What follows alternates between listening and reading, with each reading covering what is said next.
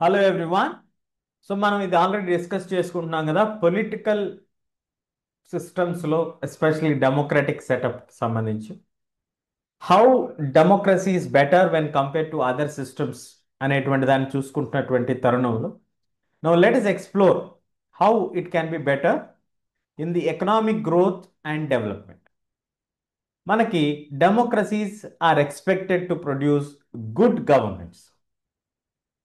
If democracies are expected to produce good governments, then isn't it not fair to expect that they would also produce development? ఖచ్చితంగా మనకి డెవలప్మెంట్లో కూడా కొంత మెరుగైనటువంటి ప్రభుత్వాన్ని చూపిస్తుంది అనేటువంటి ఒక ఆలోచన కూడా మనకు ఉంటుంది కదా. But evidence shows that many democracies did not fulfil the expectations. చాలా రీసెర్చ్ల్లో మనకు తెలిసింది ఏంటంటే మంచి ప్రభుత్వాలే కానీ ఆర్థిక పరమైనటువంటి అభివృద్ధిలో గణనీయమైనటువంటి వేరియేషన్, అంటే చాలా డిఫరెన్స్ ఉందా అండి అంటే లేదనే చెప్పాలి అనేటువంటిదే మనకి ఈ డిస్కషన్కి మూలం. ఎందుకు అని అంటే 1950s టు 2000 వరకు గనక మనం చూసినట్లయితే the economic growth in where the countries where dictatorship is there. ఎక్కడైతే డిక్టేటర్షిప్ ఉందో ఆ డిక్టేటర్షిప్ ఉన్నటువంటి దేశాల్లో కానీ ఆ ప్రాంతాల్లో కానీ అభివృద్ధి అనేది చాలా బాగా జరిగింది. కొంత డెమోక్రసీతో పాటు సమానంగానే జరిగింది. మరి అలాంటప్పుడు డెమోక్రసీని మనం ఎందుకు కన్సిడర్ చేసుకోవాలి అంటే కేవలం ఆర్థిక పరమైనటువంటి గ్రోత్ ఒక్కటే మనకి కన్సర్న్ అంటే దానికి అనేకమైనటువంటి కారణాలు మనకు కనిపిస్తూ ఉంటాయి. ఒకటి population size, global situation, market economy, ఎలాగ ప్రభుత్వాలు దాన్ని అడాప్ట్ చేసుకున్నాయి లేదా డెమోక్రటిక్ సెటప్లో ఎలా జరుగుతుంది, the difference in the rate of economic development ఖచ్చితంగా తక్కువగానే ఉంది డెమోక్రటిక్ సెటప్లో, అందులో అది ఏం అనుమానం అయితే లేదు వెన్ కంపేర్ టు డిక్టేటర్షిప్స్. కానీ ఆ పర్సంటేజ్ ఎంత ఉందండి అంటే చాలా నెగ్లిజిబుల్ పర్సెంటేజ్, ఒక 1 నుంచి 2% వరకు మాత్రమే ఉంటుంది. ఈ 1 నుంచి 2% వరకు ఉన్నటువంటి ఈ నెగ్లిజిబుల్ పర్సంటేజ్ అని ఎందుకు అంటున్నామంటే మనకు వచ్చేటువంటి కాంప్రహెన్సివ్ బెనిఫిట్స్ అంటే మిగతా బెనిఫిట్స్ అన్నిటితో మనం చూసుకుంటే చాలా ఎక్కువగా మనం చెప్పుకోవచ్చు. ద డిక్టేటర్షిప్స్ రెజిమ్స్ అలాగే డెమోక్రటిక్ రెజిమ్స్ని కంపేర్ చేసుకున్నప్పుడు it is better to prefer democracy as it has more positive outcomes when compare to dictatorship. So economic growths మనం తీసుకుంటే ఎకనామిక్ గ్రోత్స్ ఈ విధంగా ఉన్నాయి. రిచ్ బాగా రిచ్ అయిపోతారు, పూర్ మిడిల్ క్లాస్ స్ట్రగుల్ అవుతున్నారు, పూర్ ఇంకా కిందే ఉన్నారు. ఇది డిక్టేటర్షిప్స్లోనూ ఇలాగే ఉంది, ఈవెన్ డెమోక్రటిక్ సెటప్లో కూడా ఇలాగే ఉంది. ఇందులో పెద్ద వేరియేషన్స్ మనకేమీ కనిపించట్లేదు. మనం ఈ టేబుల్లో చూస్తే 1950 to 2000 మధ్యలో ఆల్ డెమోక్రటిక్ రెజిమ్స్ 3.95% అంటే రఫ్గా 4% అనుకోండి. ఆల్ డిక్టోటోరియల్ రెజిమ్స్ అంటే డిక్టేటర్షిప్ ఉన్నాయి 4.42. Poor countries under dictatorship 4.34. Poor countries under democracy 4.28. So 0.5% కంటే కూడా పెద్దగా ఇంపాక్ట్ ఏమీ లేదు కదా. అట్లాగే మరి ఇన్ఈక్వాలిటీ ఆఫ్ ఇన్కమ్ కనుక మనం తీసుకుంటే టాప్ 20%, బాటమ్ 20%లో, సౌత్ ఆఫ్రికాలో టాప్ 20%లో 65% మంది ఉంటే బాటంలో 2.9%. అంటే హైయెస్ట్ లోయెస్ట్ మాత్రమే తీస్తున్నాం, మధ్యలో ఎంతమంది ఉన్నారనేది మీకు మిగిలిన పర్సంటేజ్ క్యాలిక్యులేట్ చేసుకుంటే మీకు తెలుస్తుంది. సో బ్రెజిల్లో 63% టాప్ 20%లో ఉంటే మిగతా వాళ్ళు 2.6 లో, రష్యాలో 53% టాప్ 20%, యుఎస్ఏలో 50%, యునైటెడ్ కింగ్డమ్లో 45, డెన్మార్క్ 35కి దగ్గరగా ఉన్నారు, హంగేరీ కూడా 35. హంగేరీలో కొంచెం బాటమ్ 20% ఎక్కువగా ఉంది. ఈ రకంగా మనకి కంపారిజన్ చేసుకున్నప్పుడు మరి డెమోక్రసీకి డిక్టేటర్షిప్కి పెద్ద డిఫరెన్స్ ఏమైనా కనిపించిందా అంటే no, we don't find a great difference. డెఫినెట్గా లేదు. 0.5% నుంచి 1%, రఫ్గా చూసుకున్నా కూడా, మ్యాక్సిమం డిఫరెన్స్ చూసుకున్నా కూడా 1 నుంచి 2% మించి ఎక్కడ కూడా డిఫరెన్స్ లేదు. So now the question is which one is better? పెద్ద తేడా ఏమీ లేనప్పుడు, డెమోక్రసీకి అంత మెరిట్స్ ఉన్నాయని చెప్పుకుంటున్నప్పుడు, డిక్టేటర్షిప్లో అంత నెగిటివిటీ ఉందా అనేటువంటి ఆస్పెక్ట్ వస్తున్నప్పుడు, so it is reasonable to discuss now, is it helping in the reduction of inequality and poverty? Inequality పవర్టీకి తగ్గించడానికి ఇది హెల్ప్ అవుతుందా? ఏది హెల్ప్ అవుతుంది అనేటువంటిది ఇప్పుడు మనం చూద్దాం. It is reasonable to expect democracies to reduce economic disparities even when a country achieves economic growth. ఇప్పుడు సిచ్యువేషన్స్ ఎలా మారుతుంది అని అంటే, when a country is growing well, is the economic wealth that is generated is being distributed to all it's citizens? ఎంత percentage ఆ growth అనేది ఆ పాపులేషన్కి వెళ్తుంది? అందువలన మనకి చాలా important aspect. So is the economic growth in democracies accompanied by increased inequalities among the people? ప్రజల మధ్య అసమానతలను తగ్గించడానికి ప్రభుత్వం పొందేటువంటి అభివృద్ధి, మనం చెప్పుకుంటున్నటువంటి స్టడీస్ ప్రకారం ఎకనామిక్ గ్రోత్ కూడా బాగానే ఉంటుంది, డెమోక్రసీకి డిక్టేటర్షిప్కి పెద్ద వేరియేషన్ లేదని చెప్పుకుంటున్నప్పుడు, అది ప్రజల మధ్య అసమానతల్ని తగ్గిస్తుందా అనేటువంటిది question. Do democracies lead to a just distribution of goods and opportunities? Democratic system ఉండటం వలన ప్రజలకి మెరుగైనటువంటి, అంటే న్యాయబద్ధమైనటువంటి distribution of goods, resources, wealth జరుగుతుందా? అవకాశాలు మెరుగైనటువంటివి అందుతాయా ప్రజలకి అని అంటే, ఈ కార్టూన్ ఒకటి మనకు చూపిస్తున్నారు, మీరు చూడొచ్చు ఇది, ఈ cartoon. So democracies are based on political equality. మెయిన్గా మనం ఇక్కడ గుర్తుపెట్టుకోవాల్సింది ఏంటంటే, మనం జనరల్గా మాట్లాడుకునేటప్పుడు కూడా వి టాక్ అబౌట్ డెమోక్రసీ అంటే లార్జర్ ఫ్రేమ్లో మనం తీసుకుంటే వీఆర్ ఫోకసింగ్ ఆన్ రాజకీయపరమైనటువంటి సమానత్వమే, ఈక్వల్ ఓటింగ్ రైట్స్, ఈక్వల్గా ఇండివిజువల్ని పొలిటికల్ అరీనాలోకి తీసుకురావటానికి. But we found growing economic inequalities, a small number of ultra rich అంటే 1% మంది ఉంటారు, కొన్ని వేల కోట్లకు అధిపతులు అట్లా ఉంటారు. సినిమాల్లో మనకు చెప్తా ఉంటారు కదా, ఆయన అంటే ఎవరనుకుంటున్నావు అని ఇట్లా ఒక పెద్ద ఇది చేసి చెప్తాం అట్లాంటి.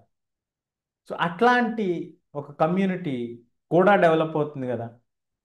Very few individuals, we can name them, who got extraordinary wealth over a period of time. So not only that, their share in the total income of the national income of the country is also been increasing. So at the bottom of the society, very little to depend upon.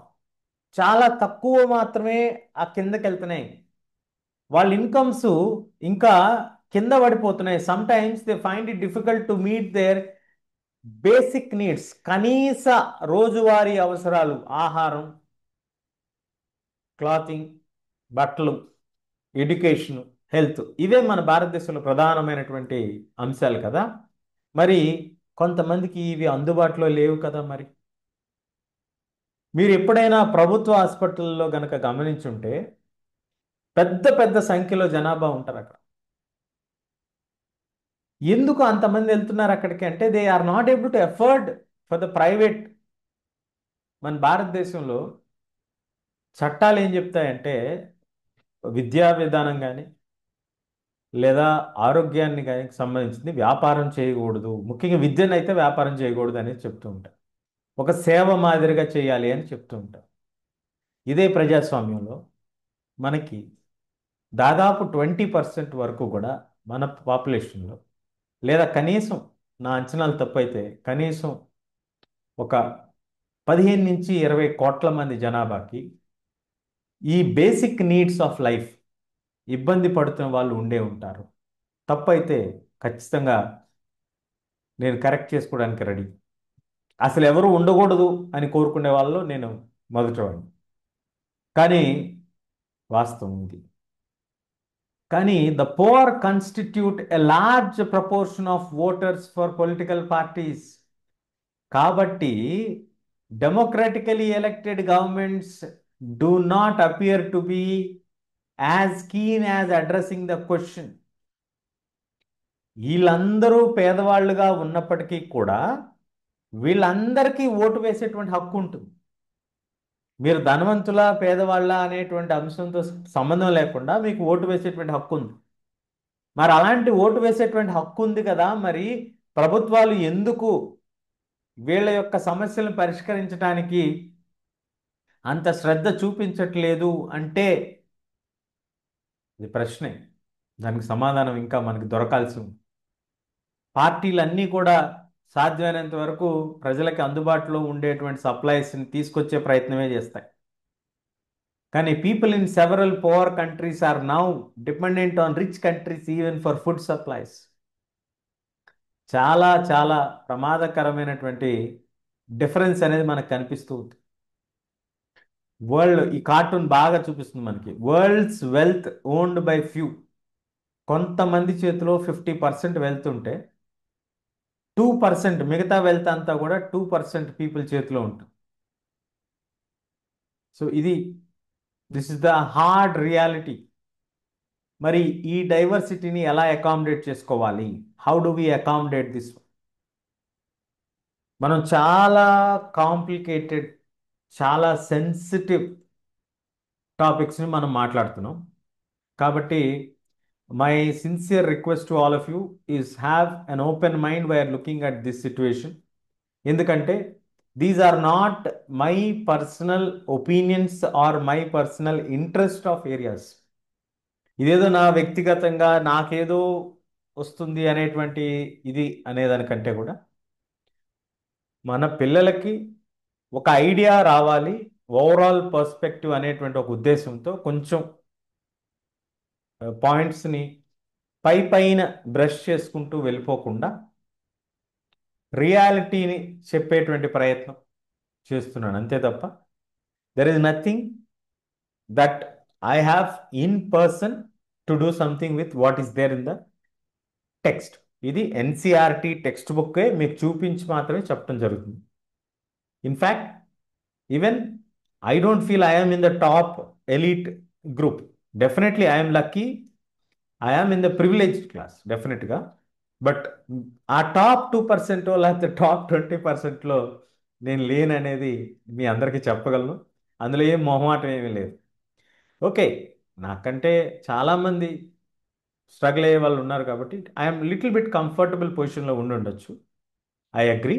దానికి రకరకాల కారణాలు ఉన్నాయి. నాకు support చేసేవాళ్ళు మా family members వీళ్ళందరూ కూడా ఉన్నారు కాబట్టి I can claim that. But why I'm bringing this one ఏంటంటే when we're going through a particular discussion, మనకి we should understand that this is the context based discussion.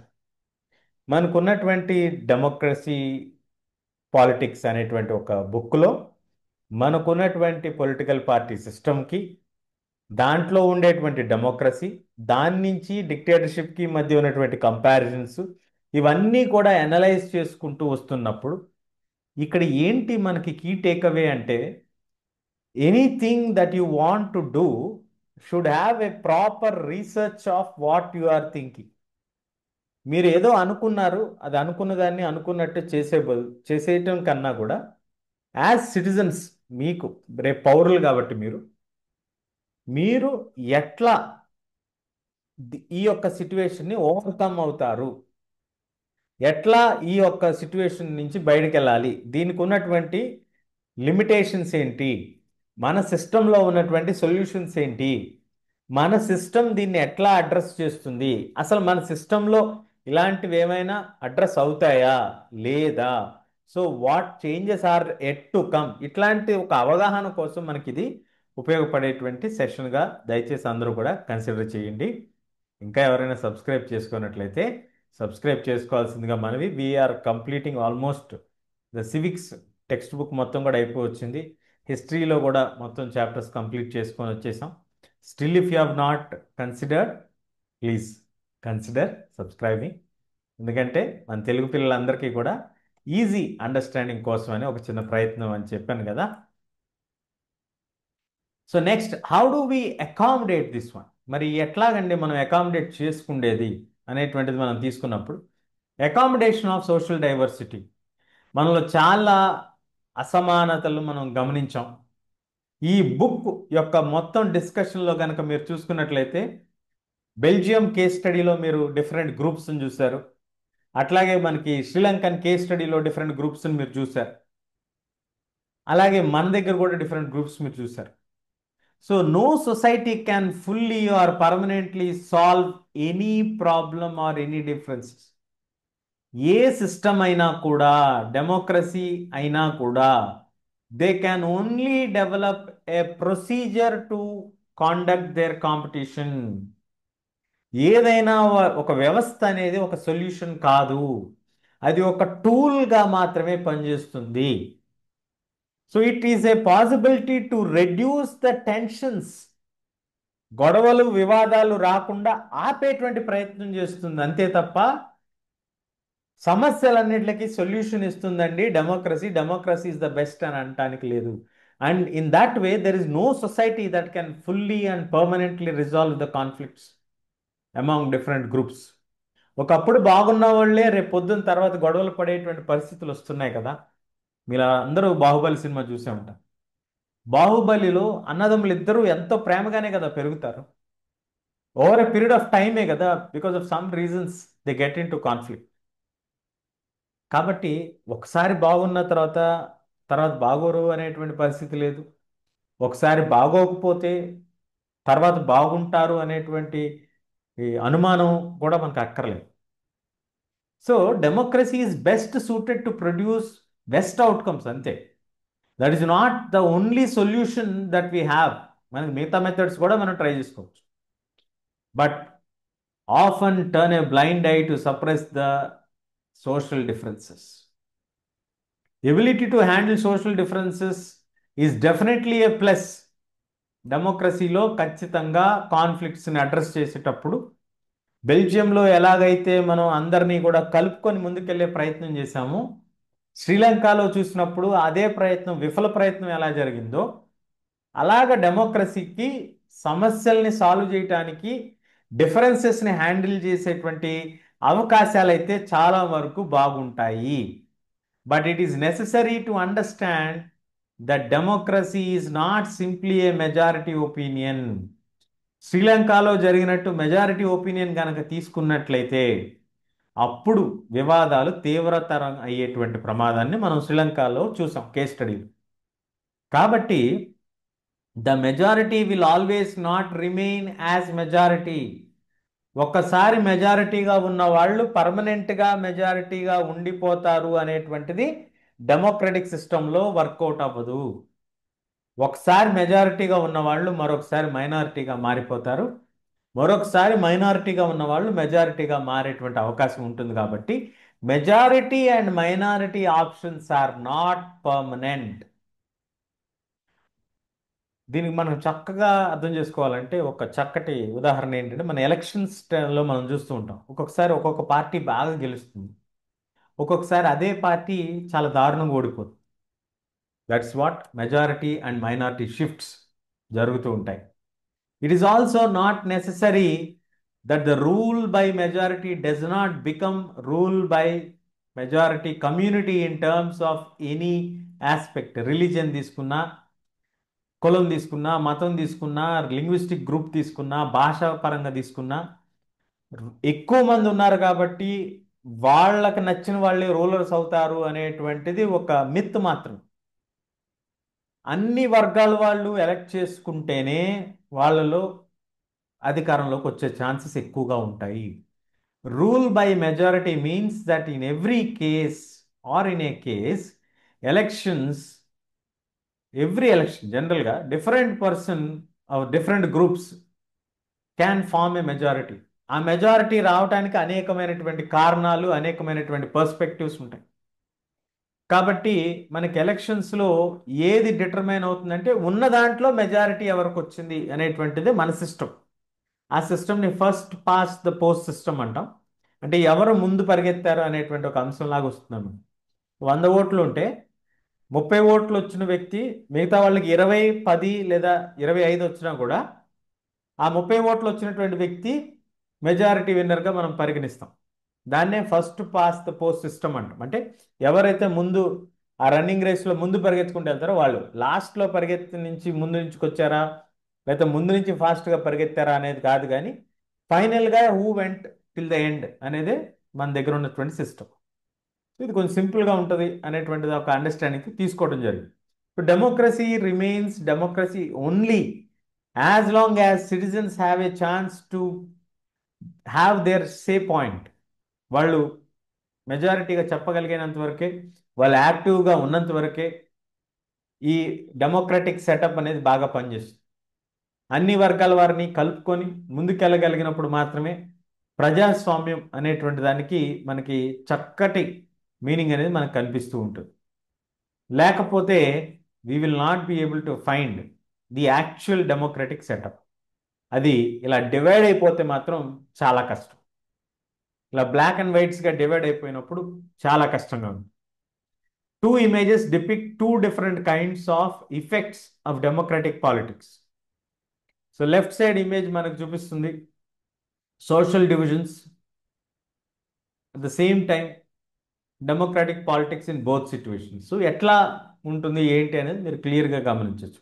Either it will tear them into two parts or it will make them as equal people and bring them into the collaboration mode. So అది depends అన్నమాట. So అది ఎట్లా వెళ్తుంది అనేది మనం చూసుకోవాలి. So democracy డెఫినెట్గా ఉన్నటువంటి పాజిటివ్ పాయింట్స్ ఏంటి అని అంటే dignity and freedom of the citizens. ప్రజల యొక్క ఔన్నత్యాన్ని, వాళ్ళ యొక్క క్యారెక్టర్స్ని కాపాడుకోవడానికి వెలువడు. కొన్ని దేశాల్లో నేను విన్నాను వాళ్ళ యొక్క హెయిర్ స్టైల్స్ ఎలా ఉండాలి, వాళ్ళు ఇంటర్నెట్ చూడొచ్చా లేదా, ఫోన్లు వాడచ్చా లేదా, ఇట్లాంటివన్నీ కూడా ఆ దేశ ప్రభుత్వాలు నిర్ణయించేటువంటి పరిస్థితి. అలా పోల్చుకుంటే మన దేశం చాలా బెటరే కదా. డెఫినెట్గా బెటర్, అందులో ఏం అనుమానం లేదు. So democracy stands much superior than any other form of government. ఎందుకంటే it promotes dignity and freedom of the individuals. Freedom డిగ్నిటీని ఎన్హాన్స్ చేస్తుంది కాబట్టి డెఫినెట్గా it is a plus in many aspects. Every individual wants to receive respect from his fellow beings. ప్రతి ఒక్కరికి కూడా మర్యాదగా ఉండాలి, ఆనందంగా ఉండాలనే ఉంటుంది. కాబట్టి కాన్ఫ్లిక్ట్స్ అరైజ్ అయినప్పుడు how they are being treated with due respect, the passion for respect is a freedom of the basis for democracy. ఏదైనా వివాదం వచ్చినప్పుడు ఇది మనకి చాలా క్లియర్గా కనపడుతుంది. ముఖ్యంగా కోర్ట్ సిస్టంలో డెమోక్రసీ ఉన్నప్పుడు ఇండిపెండెంట్ జ్యుడిషియరీ సిస్టమ్ ఉంటుంది. సో జ్యుడిషియరీకి వెళ్ళినప్పుడు కోర్ట్స్ చాలా క్లియర్గా అడుగుతాయి, ప్రభుత్వాన్ని అడుగుతాయి, నాయకుల్ని అడుగుతాయి. హూ ఎవర్ ఇస్ ఇన్ఫ్లుయెన్షియల్ అయినా సరే కోర్టులో they are accountable because it is the guardian of the constitution.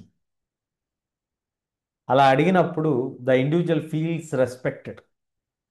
మామూలుగా రెస్పెక్ట్ గురించి జనరల్గా ఉంటుంది, బట్ ఏదైనా వివాదాలు వచ్చినప్పుడు అతని పాయింట్ ఏంటి, అతని స్టాండ్ ఏంటి, ఇతని స్టాండ్ ఏంటి, ఎందుకు డిస్కస్ అవుతున్నారు అనేటువంటి ఒక డిస్కషన్ ఖచ్చితంగా కోర్ట్స్లో జరుగుతుంది. అట్లాగే democracies throughout the world, ప్రపంచవ్యాప్తంగా at least in principle they have been achieved in various levels.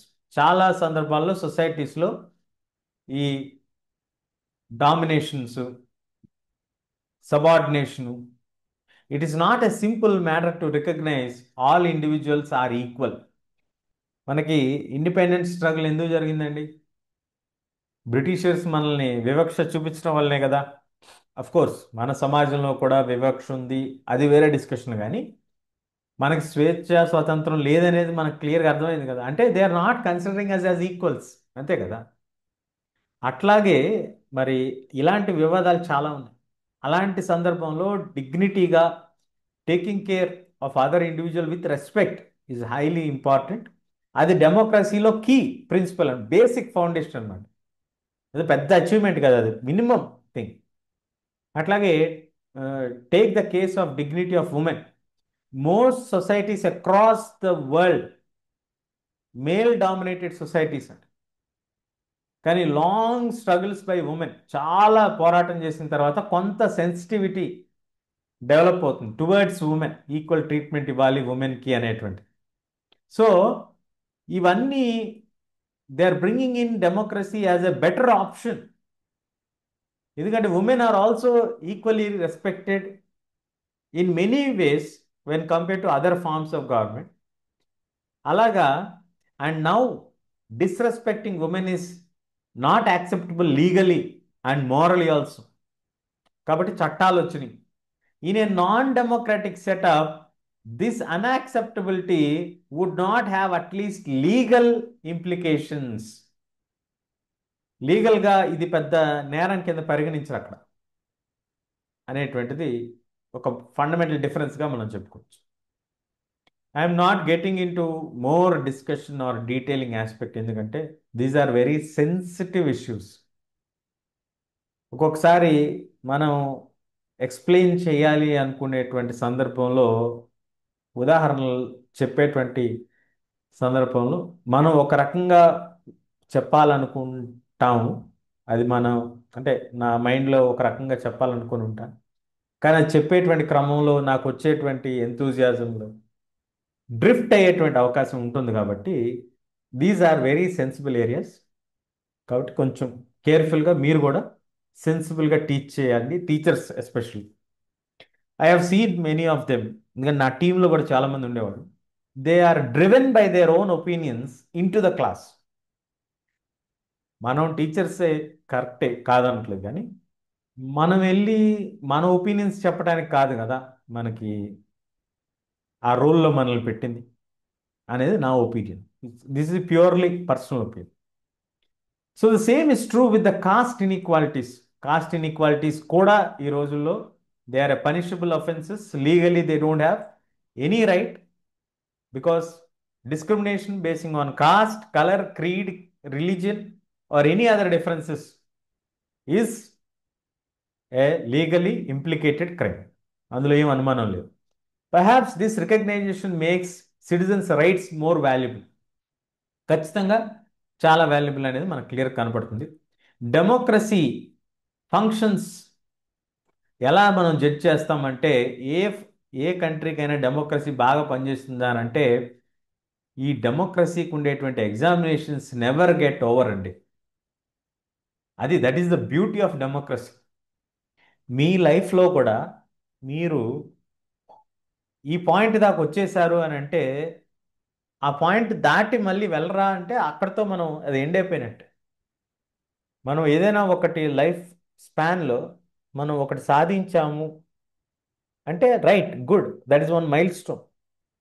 మళ్ళీ తర్వాత ఏం సాధించాలి అనేటువంటి ఆలోచన మనకు ఖచ్చితంగా ఉంటుంది. ఇన్ ద సేమ్ వే మన సిటిజన్స్, మన పిల్లలకు కూడా మనం ఇదే నేర్పించాలి. మనం ఒకటి సాధించుకోవాలి అనుకుంటే పట్టుదలతో పనిచేయాలి.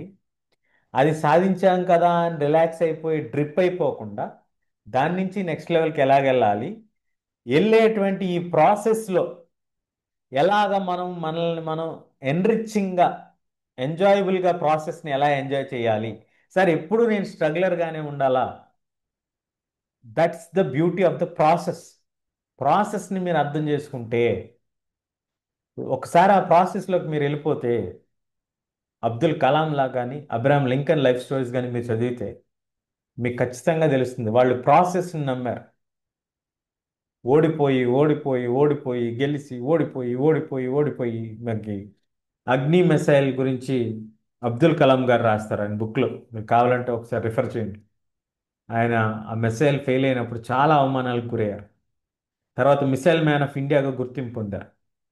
అబ్రహం లింకన్ గారు దాదాపుగా 10 సార్లు పైనే ఓడిపోయారు ఆయన. సో ఇట్లా మనకు ఆ ప్రాసెస్లో మనకి తెలిస్తే మనం ఏం చేయాలి అనేది, ఆ రైట్ ప్రాసెస్ని కనుక మీరు ఎంచుకోగలిగితే, the examinations will never get over even for your life. మన జీవితాంతం కూడా మనం పరీక్షలు రాస్తూనే ఉంటాం. మన వాళ్ళు పిల్లల్లో ఎందుకో నాకు తెలియదు కానీ ఒక ఎగ్జామ్ అనే వర్డ్ వినంగానే ఒక భయం ఏర్పడుతుందండి. I really hate that. ఎందుకు మనం పిల్లల్ని అలా భయపెడుతున్నాం? వై? ఎవ్రీ డే ఇస్ ఎగ్జామినేషనే కదా, ఎవ్రీ డే ఇస్ సర్ప్రైజే కదా మన లైఫ్లో. ఇది ఎందుకు మనం ఇన్కల్కేట్ చేయలేకపోతున్నాం? ఏమో ఎందుకో అట్లా అనిపిస్తూ ఉంటుంది. But anyway that's fine. It is an appeal to all my dear students that take examination is just a test of your understanding of the concept అంతవరకే. It is not the dead end. కాబట్టి డెమోక్రసీకి కూడా examinations ఎప్పుడు end అవ్వవు. అవి ఎప్పటికప్పుడు evolve అవుతూనే ఉంటాయి. ఒక టెస్ట్ పాస్ అయిన తర్వాత మరొక టెస్ట్, మరొక టెస్ట్ అని. ఎలక్షన్స్ బాగా జరిగాయి అంటే ప్రభుత్వం బాగా పనిచేస్తుందా లేదా అనేటువంటిది చెక్కింగ్లోకి వస్తుంది. ప్రభుత్వం బాగా పనిచేస్తుందా లేదా అనేటువంటి ఆస్పెక్ట్ మనం తీసుకున్నప్పుడు, ఈ ప్రభుత్వం బాగా పనిచేసిందా లేదా, ఇంతకు ముందు ప్రభుత్వం బాగా పనిచేసిందా, మన ప్రభుత్వాలు బాగా పనిచేస్తున్నాయా, లేకపోతే అదర్ కంట్రీస్లో ప్రభుత్వాలు బాగా పనిచేస్తున్నాయా, ఇలాగా డిఫరెంట్ డిఫరెంట్ పారామీటర్స్లో అనాలిసిస్ అనేది చేసుకుంటూ వెళ్తాం తప్ప any time you will not have an end for this democratic test. Public expression of dissatisfaction with democracy shows the success of democracy as a project. మనం ఈ రోజుల్లో అంతా కూడా టెక్నికల్ టర్మ్స్లో మాట్లాడుకుంటున్నాం కాబట్టి, డెమోక్రటిక్ విధానం అనేటువంటిది ఒకటి ఉంది అని మనం చెప్పుకుంటున్నప్పుడు, డెమోక్రటిక్ విధానమే పరీక్షకు గురవుతున్నప్పుడు, ప్రజలు గనక అసహనాన్ని వ్యక్తం చేస్తున్నారు అంటే ప్రజలకి డెమోక్రసీ అనేది బాగా అర్థమైంది, వాళ్ళు దీని నుంచి ఏమి కోరుకోవాలనేది వాళ్ళకి ఐడియా వచ్చింది, అందుకే ప్రభుత్వం పట్ల వాళ్ళకి వ్యతిరేకత వచ్చింది, వాళ్ళు డిస్సాటిస్ఫాక్షన్ వ్యక్తం చేస్తున్నారంటే ఈ పని నువ్వు చెయ్యాలి, నువ్వు చెయ్యట్లేదు అనేది అర్థమైంది అనేటువంటిది మనం ఇక్కడ క్లియర్గా అర్థం చేసుకోవచ్చు. That is the beauty of democracy. That itself shows that democracy has one pass percentage అనేది మనం చెప్పొచ్చు, లేదా 60% అబోవ్ పాస్ అయిందనే చెప్పొచ్చు. But still isn't it there a scope for improvement? Definitely there is. అదే మనం చెప్పే ప్రయత్నం చేస్తున్నాం. ఎవ్రీ టైం ఫౌండేషనల్ స్టెప్ కాడి నుంచి, డెమోక్రసీ ఎస్టాబ్లిష్మెంట్ కాడి నుంచి, కాన్స్టిట్యూషన్ రాయటం కాడి నుంచి, every time it was a test for it. Every hurdle, every test you pass, you become better అనేటువంటిదే మనకి. ఇది most individuals today believe their vote makes a difference to the way the government is running and to their own self interest. ఆ ఒక్క ఆలోచన కనుక మన ఓటర్స్కి వస్తే మనకి ఇంకా మన ఓటింగ్ పర్సంటేజ్ 60 నుంచి 70% వరకే ఉంది. 100% ఓటింగ్ కనుక మనం వేయగలిగితే definitely we can bring the difference. ఇంకా ఆ సెల్ఫ్ ఇంట్రెస్ట్లోకి మనం తీసుకెళ్ళాలి అనేది మనం కోరుకుందాం. సో రోజా పార్క్ స్టోరీ మీ అందరికీ తెలిసే ఉంటుంది కదా. ఆమెని బస్సులో, షీఈ్ ఎ బ్లాక్ ఉమెన్, 1955లో అనుకుంటా. ఆ, తను యుఎస్లో మాంట్గోమెరీ అనేటువంటి ప్లేస్లో, అక్కడ బ్లాక్స్ బస్సు సీట్స్లో కూర్చోడానికి లేదో, లేదా వైట్ సీట్స్లో కూర్చోడానికి లేదు, ఏదో రిజర్వేషన్ ఉంటుంది. ఆ స్టోరీలో తను కూర్చుంటుంది, అలసిపోయి వచ్చి కూర్చుంటుంది ఆ రోజు డ్యూటీ అంతా చేసి. తనని ఆ సీట్ లెగమని ఒక వైట్ మ్యాన్ రిక్వెస్ట్ చేస్తాడు. చేస్తే తను ఐఎమ్ టైర్డ్ కాబట్టి నేను లెగనని తను రిజెక్ట్ చేస్తుంది. దాంతో అదొక పెద్ద ఇష్యూ అవుతుంది. ఆమెను అరెస్ట్ చేస్తారు, ఆ బస్సుని అక్కడ ఆపేస్తారు, ఆమెను ఇంప్రిజన్ చేస్తారు. తర్వాత అదొక పెద్ద ఉద్యమంగా మారింది. ఆ తర్వాత సివిల్ రైట్స్ మూమెంట్కి అది దారి తీసి. సో డెమోక్రసీలో ఇలాంటి సిచ్యువేషన్స్ మనకి అనేకమైనటువంటి ఇన్స్పైరింగ్ స్టోరీస్ మనకు కనిపిస్తూ ఉంటాయి. నెల్సన్ మండేలా స్టోరీ విన్నా. ఇవన్నీ ఎక్కడ పాసిబుల్ అయినాయి? డెమోక్రసీలోనే పాసిబుల్ అయినాయి. ఒక అబ్రహాం లింకన్ చూసినా, ఒక అబ్దుల్ కలాం చూసినా, ఇవన్నీ కూడా మనకి లైఫ్ ఇన్స్పైరింగ్ స్టోరీస్ మనకి డెమోక్రసీ వల్లనే పాసిబుల్ అయినాయి అనేది మనం క్లియర్గా చెప్పుకోవచ్చు. So, with this, we come to the end of democratic politics. So, how does democracy produce an accountable, responsive, and legitimate government? So, hope you all got a clear clarity on what is a democratic setup. Majority rule మాత్రమే కాదు, minority యొక్క decent కూడా మనం తీసుకుంటాం.